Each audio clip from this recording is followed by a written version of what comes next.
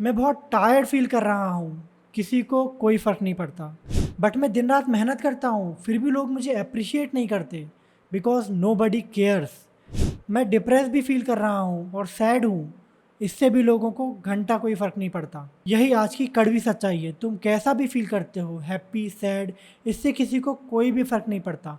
ऊपर ऊपर से लोग तुम्हें ज़रूर सांत्वना दे देंगे 2 मिनट के लिए, बट उसके बाद सब अपनी लाइफ में बिज़ी हो जाएंगे।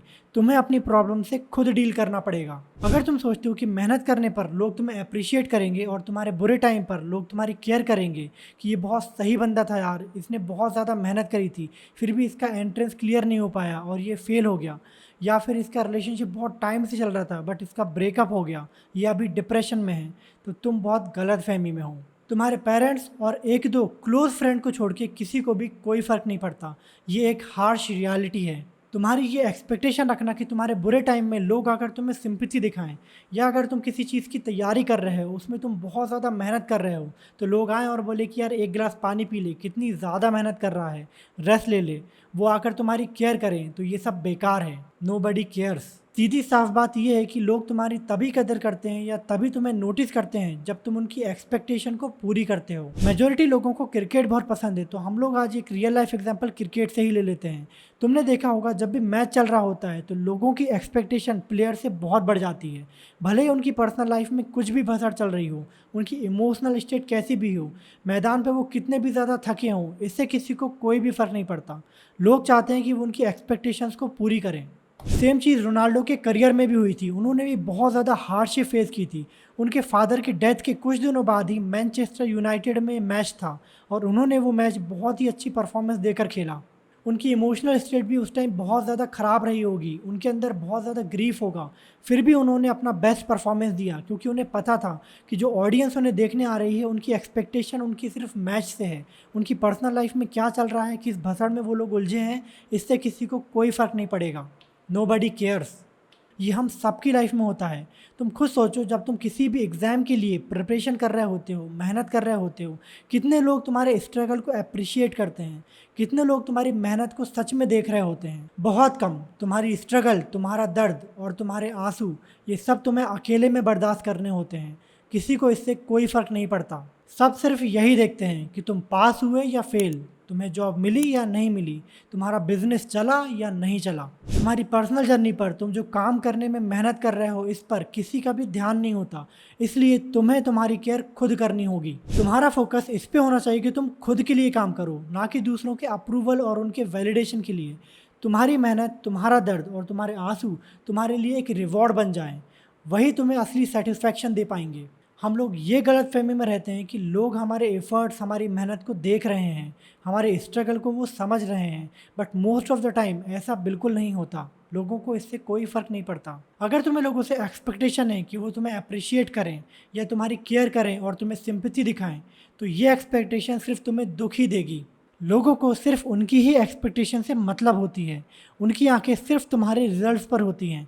अगर तुम उनकी एक्सपेक्टेशंस को टाइम टू टाइम पूरी कर रहे हो तो तुम उनके लिए हीरो हो। और जब तुम्हें किसी के ओपिनियन और उनकी एक्सपेक्टेशन से फ़र्क नहीं पड़ता, तब तुम्हारी सारी मेंटल एनर्जी एकत्रित हो जाती है और फिर उस मेंटल एनर्जी का तुम सही तरीके से उपयोग कर सकते हो अपने काम में, अपनी लाइफ को बेटर बनाने में। इसलिए तुम ये छोटी सोच और छोटा माइंडसेट रखना बंद करो कि बार बार लोग आके तुम्हें अप्रिशिएट करेंगे, तुम्हारी केयर करेंगे, तुम्हें पैम्पर करेंगे। अगर तुम्हें बड़ी लड़ाई लड़नी है, कुछ बड़ा करना है, तो तुम्हें इन सब चीज़ों से ऊपर उठना पड़ेगा। सारी चीज़ तुम खुद सहो, जितनी भी मेहनत करनी पड़े करो। अपने आप को सशक्त बनाने के लिए जो भी कीमत चुकानी पड़े तुम चुकाओ।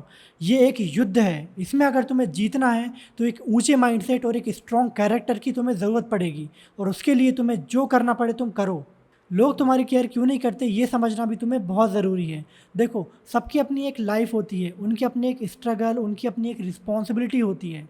सब अपनी लाइफ में इतना ज़्यादा कंज्यूम होते हैं कि तुम्हारी लाइफ की जो प्रॉब्लम है उनके लिए बहुत छोटी होती है, इसलिए वो तुम पर इतना ध्यान नहीं देते। उनको अपनी लाइफ की प्रॉब्लम्स ही इतनी ज़्यादा बड़ी लगती हैं कि तुम्हारी लाइफ की प्रॉब्लम्स उनके लिए इनसिग्निफिकेंट हो जाती हैं। अगर तुम सोचोगे कि वो लोग तुम्हारे लिए टाइम निकालेंगे और तुम्हारे स्ट्रगल को समझेंगे, तो तुम हमेशा ही डिसअपॉइंट रहोगे। आखिर में दुनिया गोल ओरिएंटेड है। तुम्हारी स्ट्रगल, तुम्हारा सक्सेस तुम्हारे लिए ही मीनिंगफुल है, दूसरों के लिए नहीं। जो लोग भी तुम्हारी लाइफ को बाहर से देख रहे हैं वो सिर्फ तुम्हारे रिजल्ट्स को देख रहे हैं, तुम्हारी प्रोसेस और तुम्हारी स्ट्रगल को नहीं।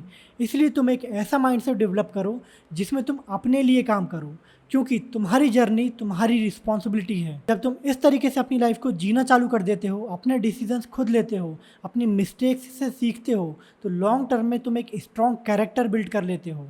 और जब तुम बार बार ठोकर खाकर गिरते हो और तुम्हें उस टाइम पर उठाने वाला कोई नहीं होता है और तुम अपनी दम पर सशक्त होकर उठते हो, तभी तुम सही से चलना सीखते हो और उसी रास्ते में फिर तुम लोगों की मदद भी कर पाते हो, क्योंकि तुम्हें पता होती है वैल्यू लोगों को सहारा देने की, क्योंकि तुम भी इसी रास्ते से आ रहे हो और तुमने भी बहुत ठोकरें खाई हैं, बट तुम्हें उठाने वाला कोई भी नहीं था। क्योंकि कुछ टाइम पहले तुम्हारी हालात भी वैसी ही थी, तुम भी उन्हीं के शूज़ में थे, तुम्हें उनका दर्द अच्छे से पता होता है, इसलिए तुम्हारे अंदर एक एम्पैथी डेवलप होती है और फिर तुम लोगों की हेल्प करते हो। इस मेंटल फ्रीडम के बाद तुम्हें ये रियलाइजेशन होता है कि तुम्हारे लिए असली रिवॉर्ड क्या है। तुम्हारे लिए असली रिवॉर्ड होना चाहिए कि तुम अपनी ज़िंदगी अपने दम पर खुलकर जियो, अपनी ज़िंदगी के हर फेज़ को पूरा जियो, फिर भले ही वो टीनेज फेज़ हो या अडल्टहुड। अपनी ज़िंदगी के एक एक पल में अपना बेस्ट दो। जब तुम अपनी लाइफ को अपने तरीके से जीते हो और अपनी जर्नी को ग्रो करते हो, तभी तुम अपनी लाइफ को एक मीनिंगफुल पर्पस दे पाते हो, ना कि सिर्फ एक रैट रेस में लगातार भागते रहना बिना सोचे समझे दूसरों की एक्सपेक्टेशंस को पूरा करने के लिए। तुम अपने दर्द को अपनी स्ट्रेंथ बनाओ, तुम्हारे फेलियर्स, तुम्हारे स्ट्रगल्स, तुम्हारे हार्ट ब्रेक, ये सब को तुम एम्ब्रेस करो। यही तुमको तुम्हारा बेस्ट वर्जन बनाएंगे। अगर तुम इन सब चीज़ों को करेक्टली हैंडल करते हो, तुम अपनी केयर खुद करते हो, अपनी लाइफ की ओनरशिप खुद लेते हो, तो तुम्हारे अंदर एक स्ट्रेंथ डेवलप होती है और तुम्हारा एक स्ट्रॉन्ग कैरेक्टर बनता है। ये स्ट्रेंथ और ये स्ट्रॉन्ग कैरेक्टर तुम्हारे एक्सटर्नल अचीवमेंट से नहीं, तुम्हारी इंटरनल जर्नी से पैदा होता है। अगर तुम्हें मेरी बात इम्पैक्टफुल लगती हैं तो सब्सक्राइब करो, अपने दोस्तों के साथ ये वीडियो को शेयर करो। ये जर्नी तुम्हारी अकेले की नहीं है, ये हम सबकी है, तो इसे मिलकर हम लोग पूरा करते हैं। और एक बात का अच्छे से ध्यान रखो, तुम्हारी सक्सेस का असली रिवॉर्ड तुम्हारे अंदर छुपा है। वो रिवॉर्ड सिर्फ तुम्हें अपने आप से मिलेगा, दूसरों से नहीं।